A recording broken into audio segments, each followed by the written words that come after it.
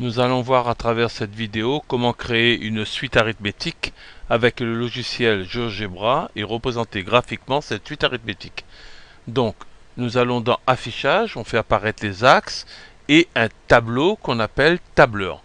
Donc, le tableur, il est dans cette zone-là. Donc, on peut élargir un tout petit peu le tableur pour mieux voir. Donc, dans la première colonne, je vais rentrer les indices. Dans la deuxième, je vais rentrer les termes.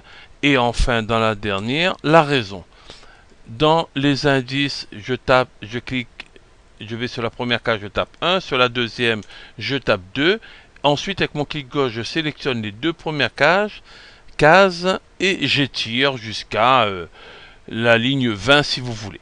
Et là, de la même manière, on va créer la liste UN, donc pour ressembler à celle de la feuille de la calculatrice, donc c'est 4 pour U1 et 1,2 pour R, et donc là je tape 1.2, attention. Donc le U2, par définition, je clique deux fois sur la case en dessous qui correspond à U2, je tape égal, et là je vais cliquer sur la case où il y a U1, qui va pas m'afficher le 4 mais le nom de la cellule, c'est-à-dire B2 plus, donc c'est U2, c'est U1 plus R, c'est-à-dire U1 plus cette case-là. Et là, je fais entrer. On voit bien que 4 plus 1,2, ça fait 5,2. Ensuite, de la même manière, je sélectionne mon clic gauche et de là, et j'étire jusqu'à la ligne 20. Et on voit bien qu'on passe d'un terme à l'autre en ajoutant 1,2.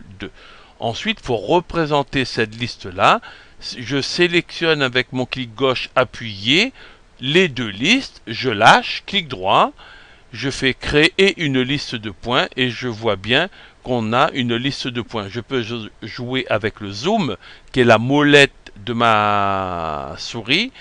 Pour déplacer le tout, je peux cliquer sur le dernier outil en haut à droite et je vois bien que ma liste, ma suite de nombres arithmétiques est bien alignée. D'accord ? Ainsi, on a créé une suite arithmétique et sa représentation graphique.